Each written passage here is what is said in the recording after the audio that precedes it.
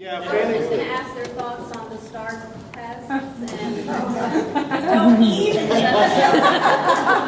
we have time? Yeah. If you've gone to reelect Carol Fletcher's Facebook page, you will see a picture of me with a poster at the Save Our Schools rally to the Capitol saying, "Stop waterboarding our children with STAR tests." You know, as a university researcher, I totally get the idea of we need data, etc. But clearly we have gone overboard. My son is a sophomore. That is the year that they hit the having to pass 15 tests. You know, I'm lucky. My kids are going to pass these tests. Yeah. You know, that's not big, but we're driving kids out of the system. So, without taking too much time, clearly, and I actually was at the legislature for 6 hours one night waiting to testify on HB 5, which is the bill that will actually reduce the number of STAR tests from 15 to 5 for graduation. So I am very much on board with that. We do need some assessment system, but we've completely gone overboard and it's counterproductive to our goal of graduating college and career-ready kids. That's House Bill 5. Yes, that's House Bill 5, and, Okay. and All right. there's a companion Senate bill, and then they have to negotiate Okay. between the two. Cool. I need to know if that's filming this because I work for TEA.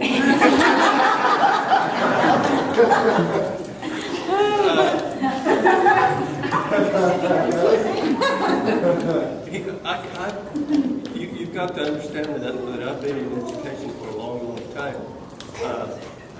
If you recall, if you had the average, you didn't have to show up for final exams at one time.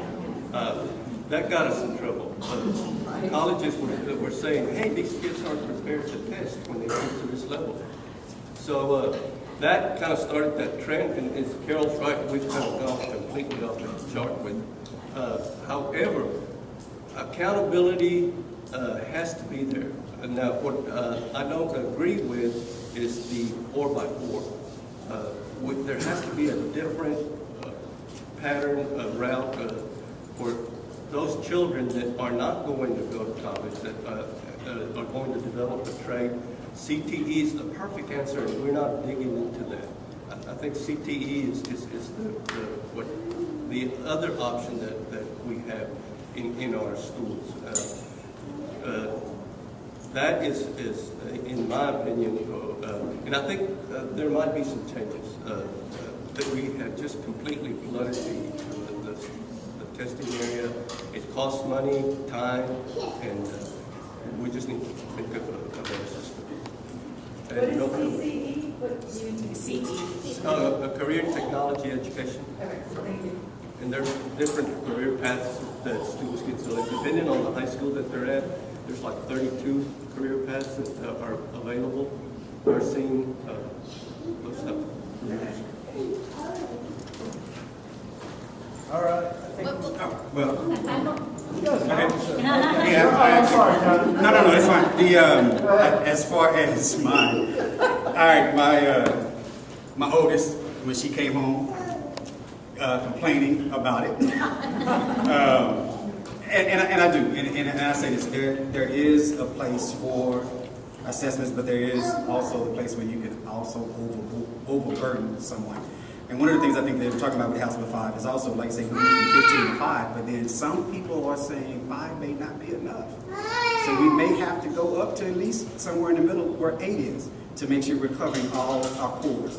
And so, while I do believe there needs to be that part, as Mr. Costa said, we can push people out of school and we'll say they're ready, but then 2 years later, 3 years later, we don't see the production or productivity from it.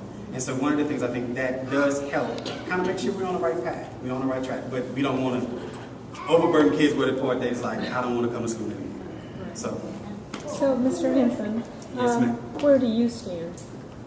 um, You mentioned some people are wanting to go from 15 to 5, mhm. but then you said that It may may not be be conversation. enough. So where specifically do you see yourself at? I see myself, depending on what the core is.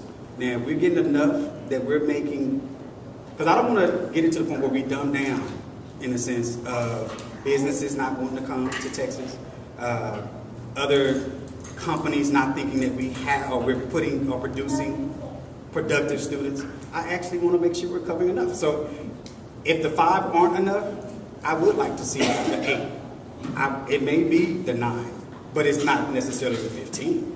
How do you determine what would, personally, how would you determine what enough would be?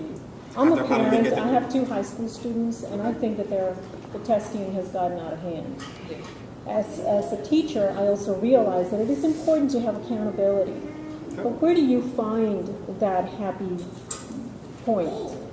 What background or research-based information are you going to bring to find that happy place that our students need to be at, that our teachers need to be at, that our community needs to be at? What's in your toolbox? I'd love What's to hear in my some more toolbox? about that. Okay, what becomes in my toolbox is the research to be able to go back to different sites. Even if it's the legislature, going back and looking at what they're using to actually make that determination, talking to teachers, talking to students, talking to administrators. So if I need to do the research that way, we can do it that way. But I would think it wouldn't be an individual kind of, I can do this by myself to the legislature, no. But can I take some research from different resources? Yes, I can.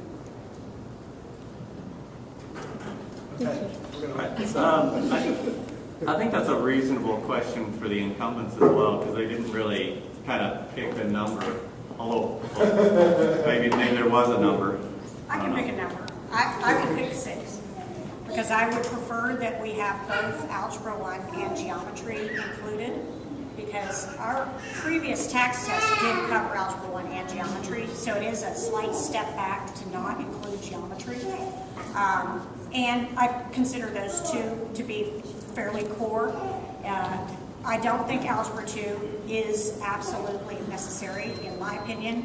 If we want kids to develop good problem-solving skills in mathematics, they'd be far better off taking a stats course or taking a computer programming course to develop their logic and problem-solving skills than every single child taking Algebra 2. So that's why, even though my math friends would not like that, I just don't think it's absolutely necessary.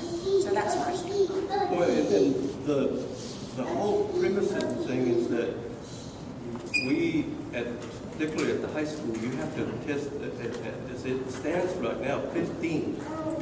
And then you test 3 times for each course subject, and then you take an average of the 3, and you have to be at a certain level, and nobody knows what that level is. So here's the bottom line: is test once in each course subject.